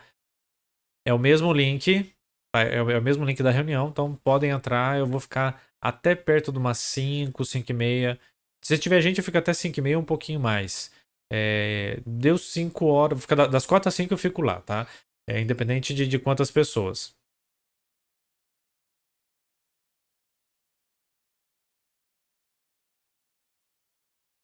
É bom, muito bom. Alguma dúvida? Eu falei assim, são poucos slides, eu acho que é uma das menores apresentações que eu tenho, mas tem bastante conceito. E a gente fica repetindo a mesma coisa várias vezes com pequenas modificações. Por isso que a aula é um pouquinho mais demorada. Acho que é isso. Se não temos mais dúvidas, nos vemos hoje à tarde. É isso. Até mais, pessoal. Tchau, tchau.